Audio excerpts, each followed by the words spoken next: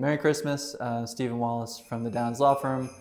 We talk to a lot of people about the importance of not procrastinating, but it doesn't mean that we don't fall into the same things ourselves. Just want to share a little lesson hopefully you can learn from my own Christmas preparations. Hi everyone, Justin Wedgwood from the Downs Law Firm. Merry Christmas to all. I wanted to share a fond memory of Christmas that I had. It is unfortunately almost always the case for me that my shopping happens starting December 22nd or 3rd. I always think this year's not going to be the year, and it always turns out that maybe next year is the time when that might happen. So as the kids get older, you often find out that they're watching maybe more than you think. If you're old enough, you might remember we had something called Snowmageddon. I don't remember, 2013, 2014. We had 3 deep snowstorms. And the first of those 3 storms came right before Christmas, like the 19th or 20th of December. My wife and I had planned to go out shopping for Christmas, but we didn't. And I knew that Amazon existed. I hadn't really used it, but I thought, well, I'll give this a try. So I went online, I ordered all this stuff, and I felt very accomplished and competent.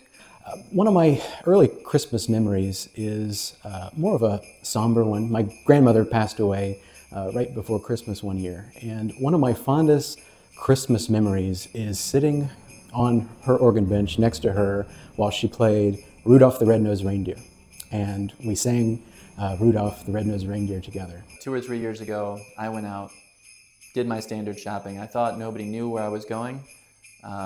And at the last minute, you always sort of default to the things that you did before.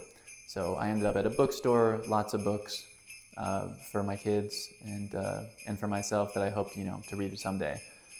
And then about Christmas Eve, about 6 o'clock, Margie said, "Where is all that stuff?" And I go, "I don't know. Can't you look it up?" And I said, "Well, sure, I guess I could track it." So I go upstairs. I got a whole bunch of emails from Amazon. And I opened the first one. I hadn't bothered to open them, and it said, "Your credit card has been declined." And I realized nothing was coming in a very short time. And we had a nice, pleasant conversation about that. And as I came back in the door, my oldest 2 are waiting. They're looking at me, and I get the, "So Dad, how many books did we get for Christmas this year?" And then I decided to get up early in the morning and go to the store of last resort, Walmart. And Walmart will be open, and I'll be able to patch things together and figure something out.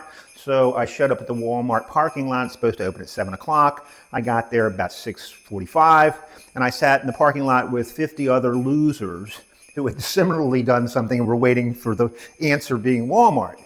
At 7 o'clock, an employee came out of the store and yelled to everybody, "It's Christmas, we're closed."